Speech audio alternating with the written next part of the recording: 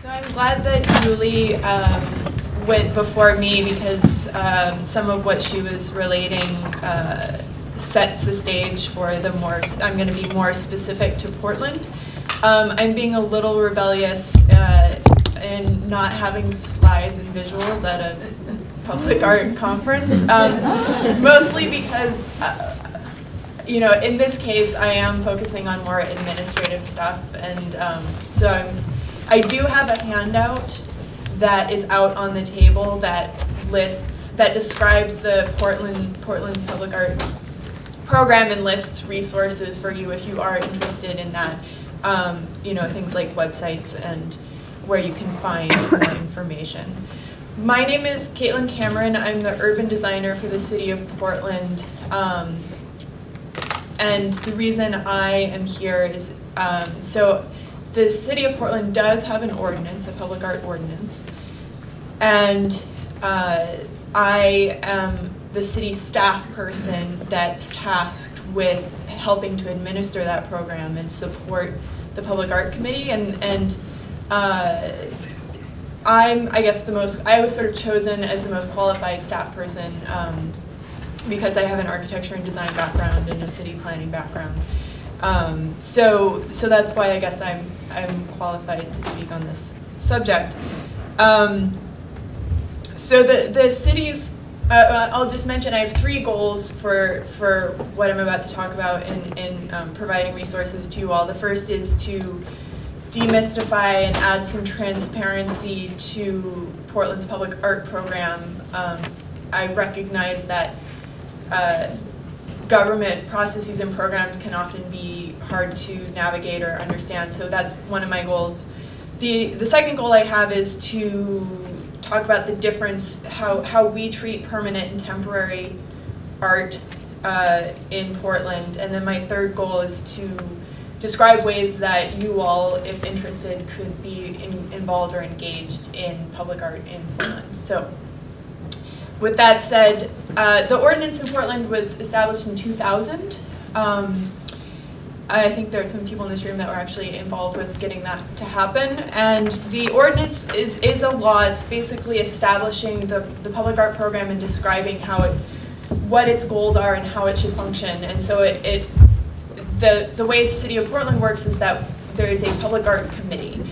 And the examples of other kinds of committees similar in Portland might be the Planning Board, the Parks Commission, the Land Bank Commission. It sort of lives like that. So it's a group of people that are volunteers. They're not compensated. And they are it's 11 members. 8 of them are selected by the City Council. So you have to apply. You have sort of like an interview process with the nominations committee and are selected. One additional person on that committee is selected by the city manager. One person is designated by Creative Portland, and the last person is a city councilor, which that tends to change from year to year depending on the councilor's interests. So that's the makeup of the committee, and that's one way that you could get involved if you are interested in having some influence over how public art happens in Portland. We actually are just now in the process of filling a vacancy, so there right now isn't an opportunity, but that's something to keep an eye on. The city's website will announce those kinds of openings. The terms are 3 years, and we've had quite a few people that have been involved for many terms, which is great because there's a sort of institutional knowledge that gets built up. So the goals and objectives of the public art program in Portland really revolve around, as you can imagine, quality of life of people who live and work in Portland as well as visitors.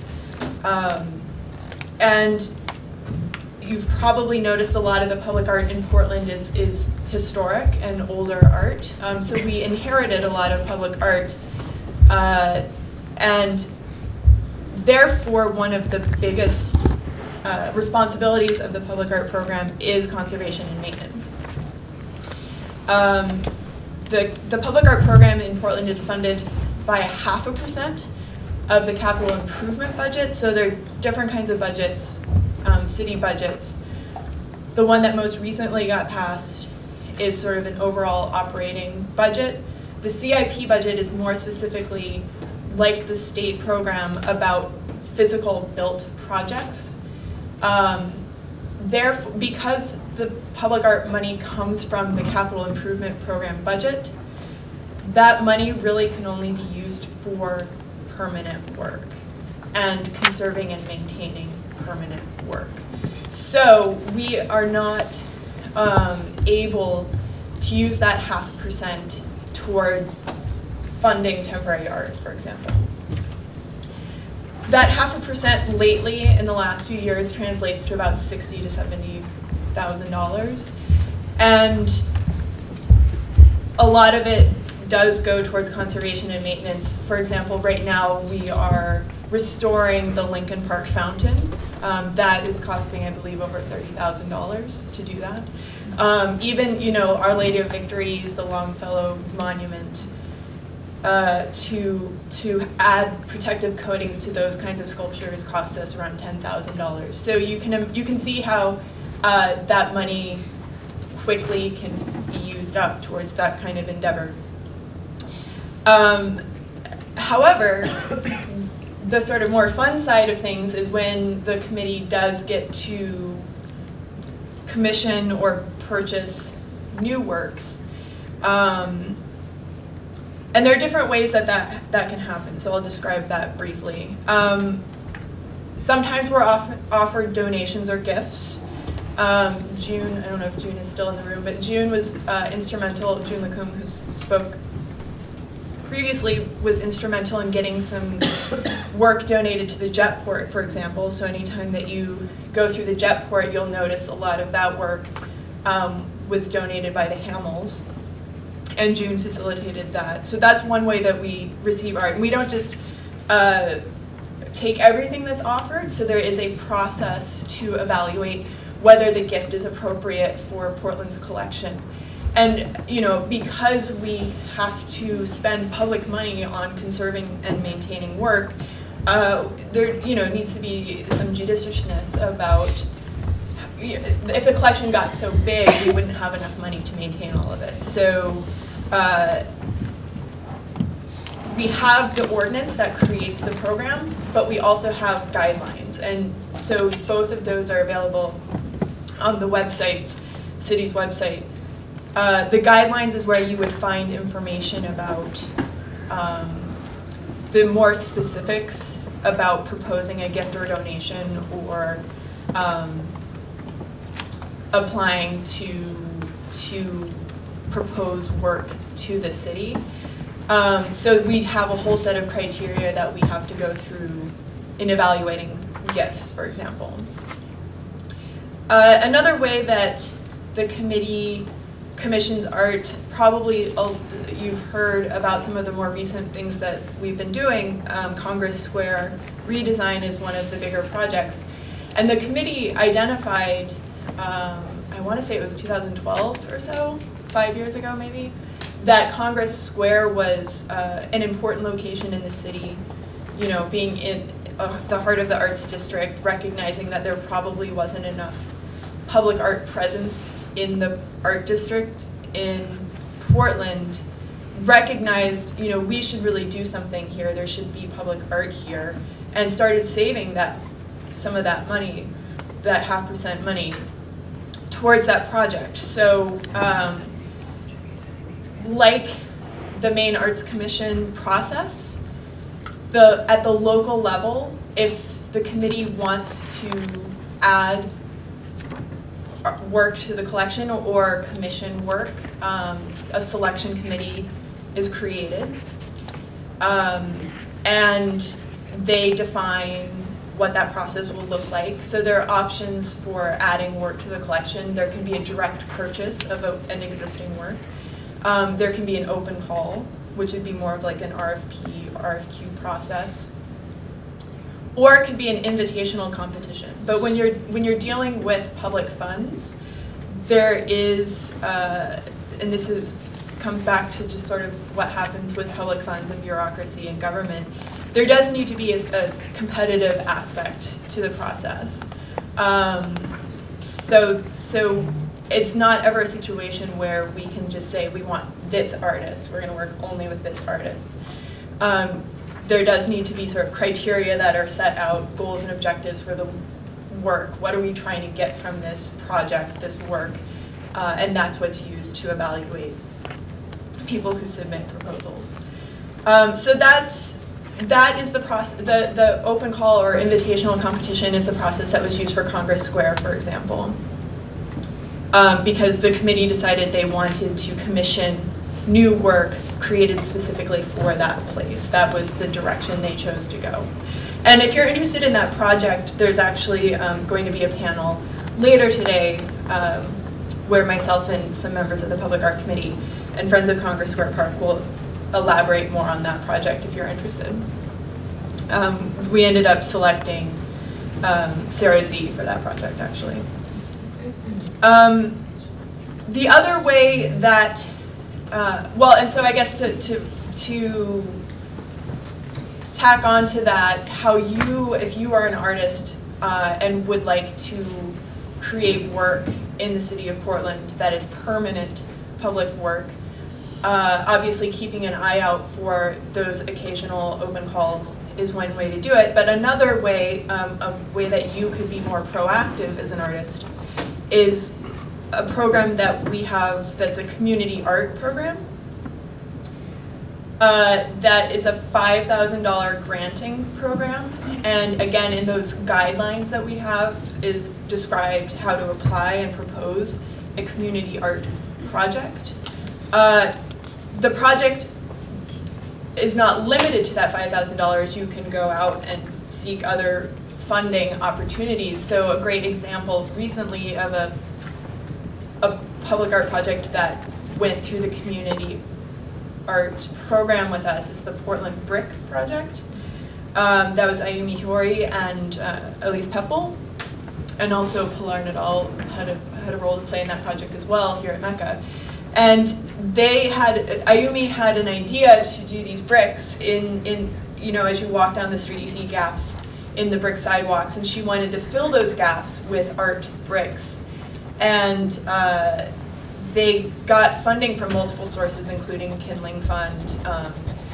They established a class through Mecca that also contributed to that project, because it was both a storytelling, and physical art project. So it also lives on a website, the storytelling aspect. But in any case, they also chose to apply through the community art program for that $5,000. And so now those bricks, which we had placed in the India Street neighborhood, are part of the permanent art collection. That's something else I should probably explain, again, different from the state level. The city does have a collection, so when these works are created, they have to be adopted by the council into the collection, and through that action we have basically committed ourselves to maintaining and conserving and taking care of that work in perpetuity. To Edwige's question earlier, when we talk about permanent, we usually assign like a 20 to 25 year longevity or durability to it.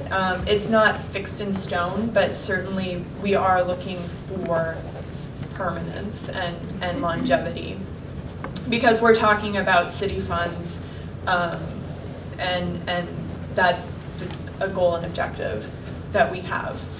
That is different from, we now have temporary art guidelines and application process. So again, there's some folks in this room that were very instrumental in having that happen. I guess it's important to point out all the stuff that I'm talking about right now is only applicable if you're talking about public property, right? So public artwork has to be on permanent public display in a public building, you know, or in a public park or on public land. And so if you're interested in temporary work, you only really have to pay attention to our process, the city's process, if you're proposing temporary work on public property. So if you, for example, a way to differentiate, if you're a muralist or, and you want to do something on a building wall, it may be visible to the public, but if the wall is owned by a private entity, then you wouldn't need to go through the process that I'm describing. The temporary art process, it's basically an application that then gets reviewed by an ad hoc panel that only is, it's not the it's separate from the public art program and the public art committee. So we have some people in this room actually who've recently gone through this process. We tried to keep the application process as simple as we could, but when you're dealing with public processes, there are certain things that you can't get away from, liability insurance being one of them. So just be aware of things like that, because at the end of the day, when you're dealing with public property, public projects, we are concerned with health, safety, and welfare, and so the work does need to be safe. It can't create liability issues, those kinds of things. And as I mentioned before, we also unfortunately are not able to fund temporary work. So there are groups in town like Tempo who are trying to fill that gap and help artists find the money and facilitate a process through which artists can propose temporary works. Ghost Fence next to Lincoln Park is an example of that. The temporary art process, work is allowed to be up for a year with the possibility of extending for another year. We sometimes have work that's a day. It can be much shorter than a year. We have work like The American Dream in Lincoln Park that is now in its second year. So that is the way the city is trying to facilitate that more adventurous, maybe politically charged, having less parameters around durability, and that's how the city is trying to help see some of that kind of work, that temporary work happen.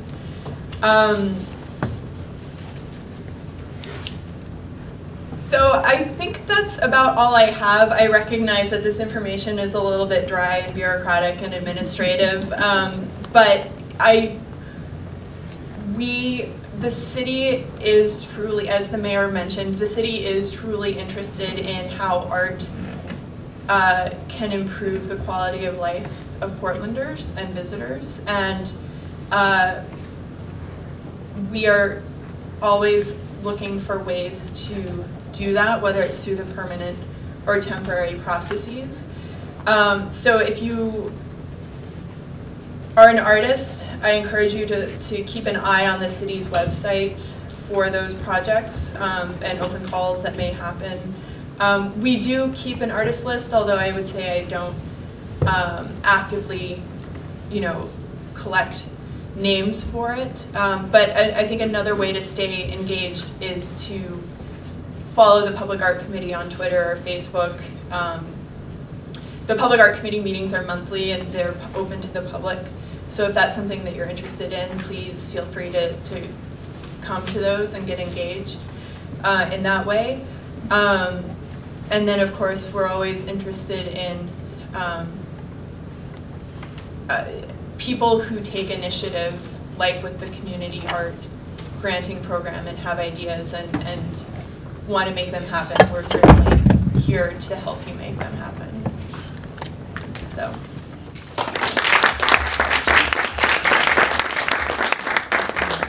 Bonnie? I just have a couple quick clarifying questions. Yes.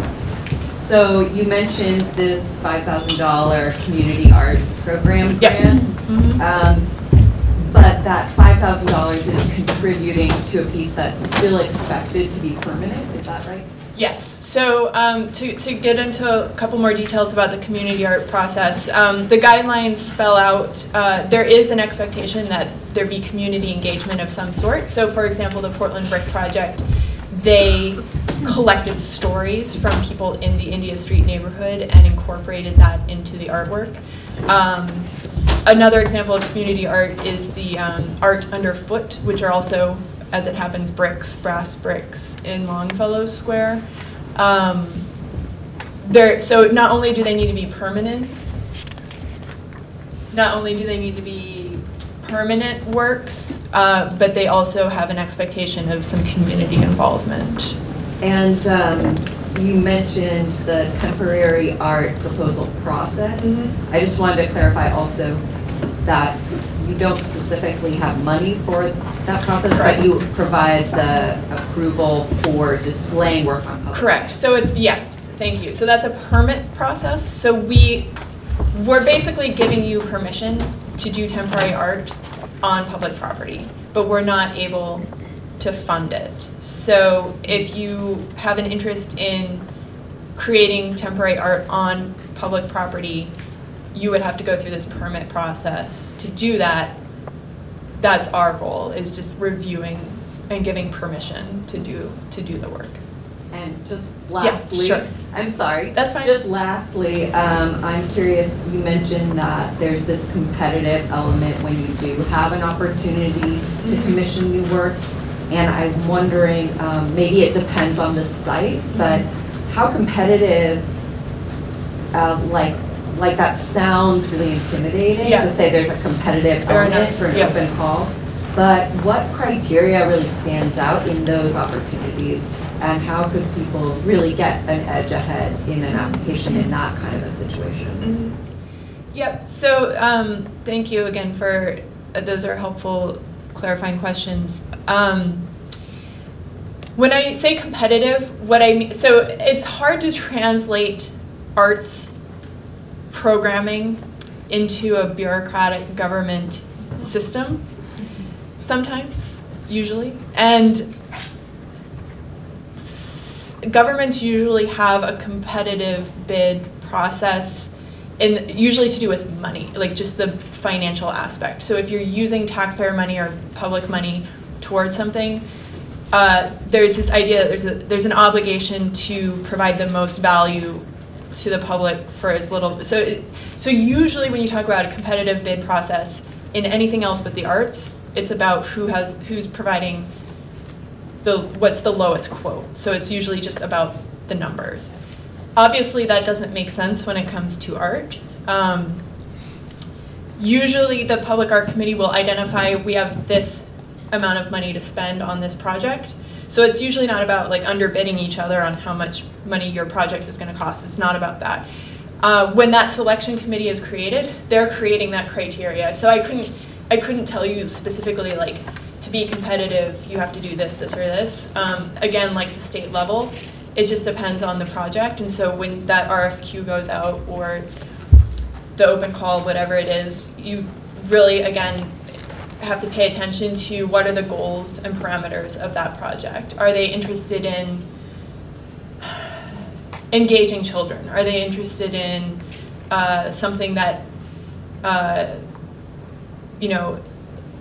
interacts with a piece of architecture? There'll be things about the project that are specific, and the more responsive you can be to those specific criteria, the more competitive you will be. But sometimes, what you do, your perspective or the kind of work you do may not fit into what that particular project is. So. Edwige? More basic. Sure. Where are the RFPs and RFQs? Yeah, no, that's a great question.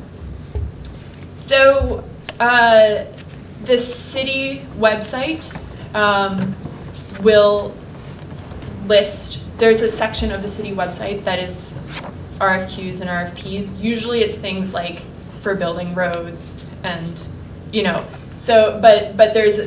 sort of have to weed through it. But we also, because it's rare to have a public art RFQ process, we also try to advertise it as much as we can. So if I have an interested parties list for Congress Square project, then we will probably, like if I know that there's a group of people that might be interested in this, we try to just get the word out through those interested party emails, Another way is to subscribe to the Public Art Committee's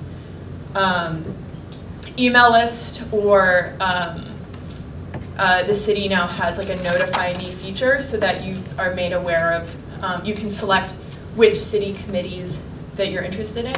So the city website ultimately is always the first resource, but the Public Art Committee also does try through its Facebook, through its Twitter, through its email lists to also spread the word about that. We also do occasionally post it on other public art websites, but that's not, it depends on the scale of the project. Lynn. Yes, so I want to clarify that to get on the Public Art Committee's email list, if you go to our webpage, which is publicartportland.org, and you go to resources on the top bar, and resources has a place for you to sign up for the newsletter. And anytime we've had an RFQ or an RFP, we've sent out a newsletter notifying people about that.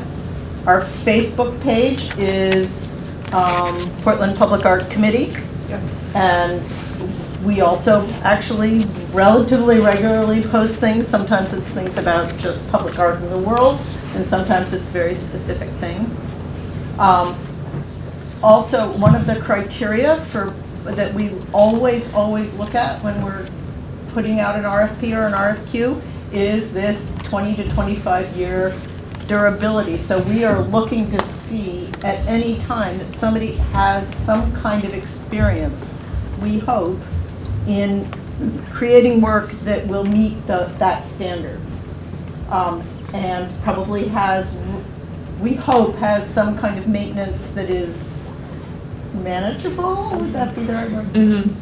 And finally, one other thing is that $5,000 on the community art project. I don't think Caitlin quite made it clear that it requires a match of either funding or in-kind, that's the community engagement, so in-kind engagement of some sort. So it's $5,000 from us, but it assumes another $5,000 of either donated time or money. Yeah, I since we were limited on time, I didn't get into the weeds on all that stuff, but certainly if you are interested, if you have a project that sounds like it would fit into that category, please look at our guidelines online and look at all the things that are asked for a community art application. And again, there's a sheet of paper handout out on the table that lists where you can find a lot of that information. Sure. This is a little bit more general, but I'm wondering how often, or if there's a general practice of incorporating the Public Art Committee into other public processes, if it's the parks. Yep. No, it's an excellent question. So the city used to have a % for art like the state, that has since gone away. So for example, the Euclid's project downstairs in this building was a % for art project. So when building developments of a certain size were happening, they were required to put a certain percentage of their project towards art. That I don't know the details about why that went away, but we do not have that anymore. But I think one of the advantages of having me as the staff person is that I am in the planning office and I am much more aware of the CIP projects that are happening, opportunities in the city where the city is spending money. So things like Congress Square redesign, the Amethyst lot is being converted into a park. You know, the desire to redo Franklin Arterial, you know, I have some insight into those city projects that are happening, and I bring them to the Public Art Committee to just make them aware, hey, these are places that the city is investing funds, you may want to pay attention to these as potential sites for work. So the Public Art, sorry to do a follow-up question, so the Public Art Committee can kind of insert itself into projects? Or? Yeah, well, and something I didn't touch on is that we are given that 0.5% of the CIP budget automatically every year, but we are required to have our annual budget approved by the council. So there is a checks and balances there that you can't just do whatever you want. That the council does ultimately have to approve how we're choosing to spend that money. But it's partly up to the committee how they want to fit into the bigger city picture, So, for example, the Congress Square project, they made a very concerted effort to be right at the very beginning involved with the design process and have the landscape architecture and the art be developed and designed at the same time. So it just depends on the nature of the project, how much money the committee has, that kind of thing. Well, that's good. There's more power in the ideal for the arts to be in the design process. And that's their, and that was their goal. That's their hope, is to not have the public art be an afterthought or be plopped down or that sort of thing.